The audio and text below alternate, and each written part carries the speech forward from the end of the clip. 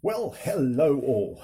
My son bought a lovely microscope lens and it attaches to a sensor, a camera sensor,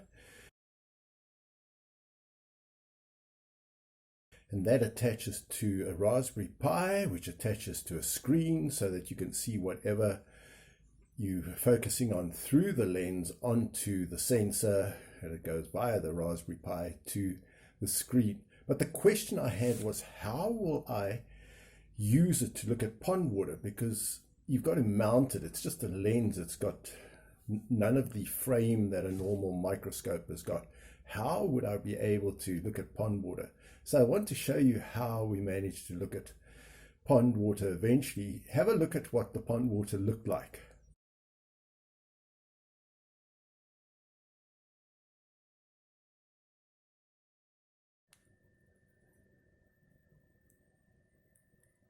Well, I had a most fascinating afternoon watching on the screen there pond life.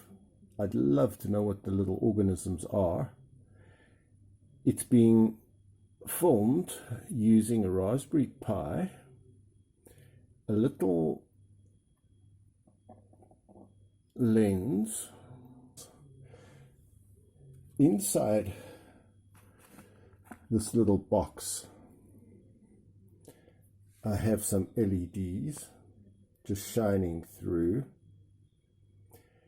and this is a piece of plumbing just to hold that lens. And then this is actually just two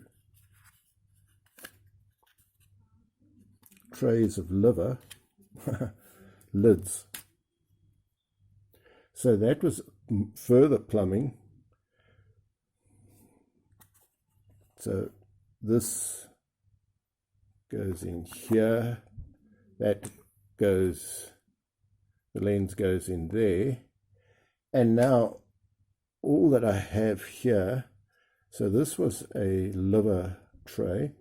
I have here, you will recognize that's a slide, and I open it up, it's a glass slide, and I just put some of the pond water from my outside pond between the two pieces of glass. Here's I took the two pieces of glass out of the slide. So the slide is holding the pond water. These two pieces of glass are holding the pond water. The slide holds the two pieces of glass. We are going to solder these LEDs.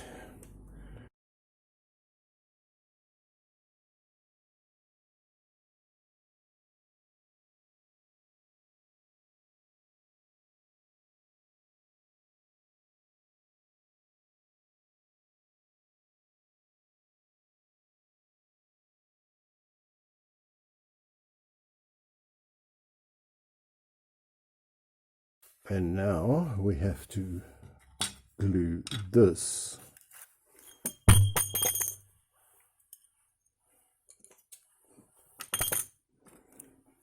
onto this, and then that glued down.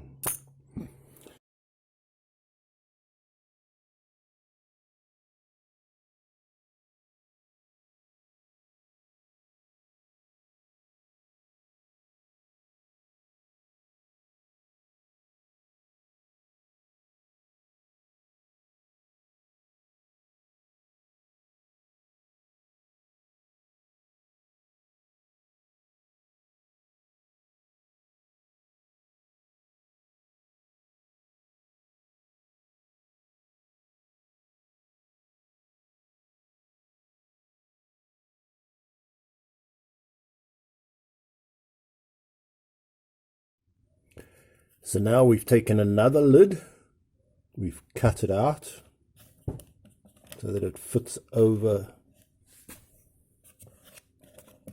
that.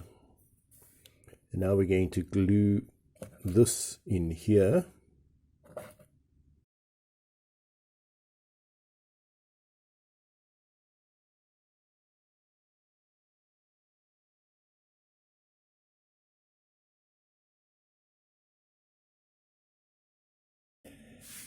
So I'm going to get philosophical and theological for a moment.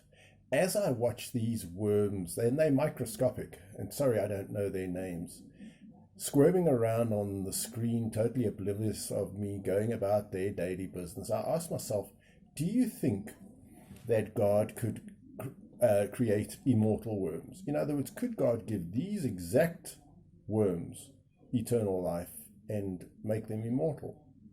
What do you think? Do you think it's impossible for God to take a worm and make it immortal? Perhaps give it a spiritual body so that it's indestructible and so that it can last forever? And the good philosopher Solomon says that the beasts and man come to the same fate, because dust they are and to dust they're going to return.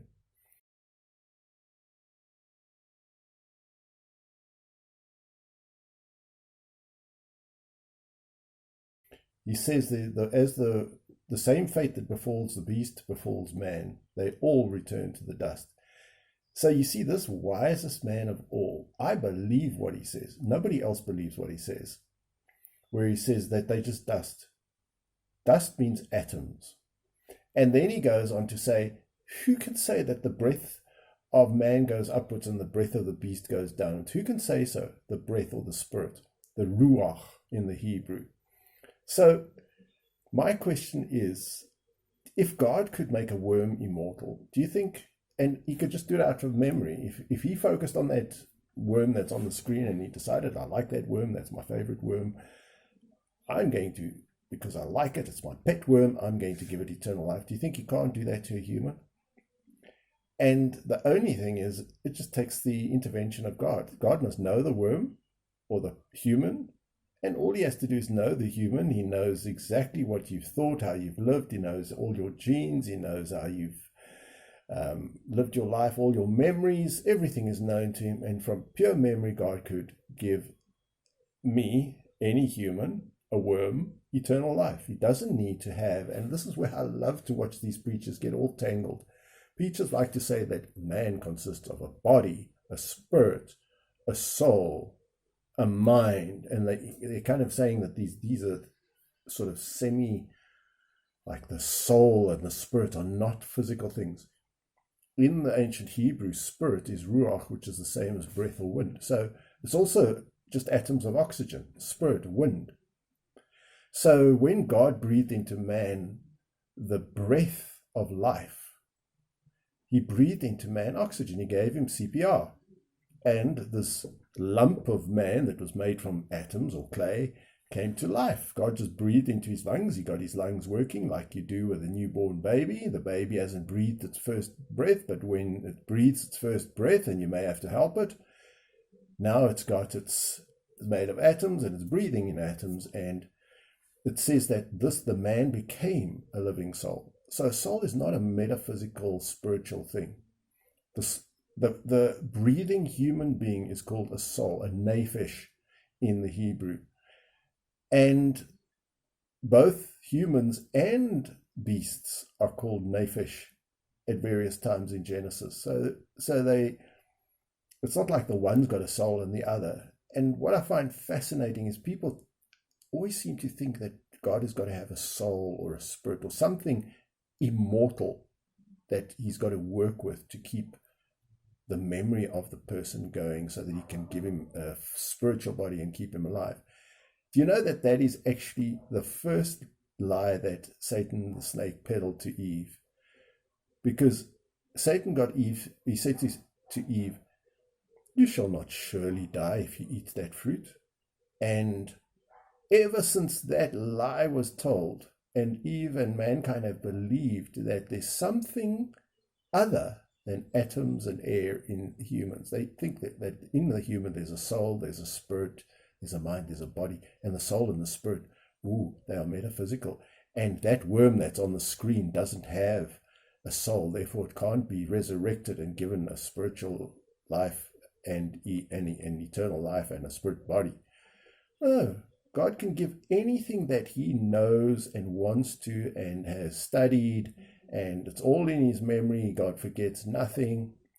Just as he could give that worm eternal life without any need for a soul or A metaphysical spirit. As I say, the concept, the theological concept of a spirit is non-existent in the New Testament. The spirit is the air, the wind.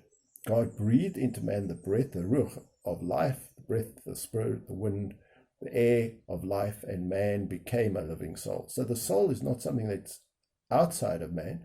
The breathing man is the soul, and God has also called the animal souls, nephesh.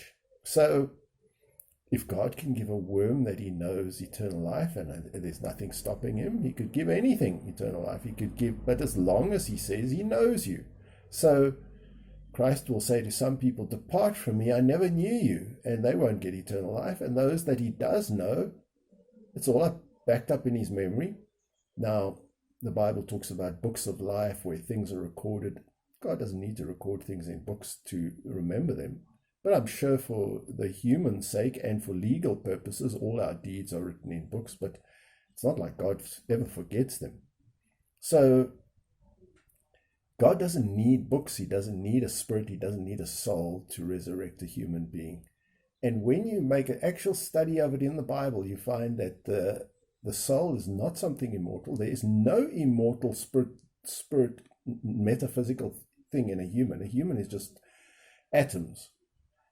And God can reconstruct and give us a spirit body, and he can put back into us the memories that we had, because he knows them all. They're all stored in his memory. He doesn't need to have like a spirit in man or some metaphysical, non-physical, non-atomic thing to keep track of our memories and our past.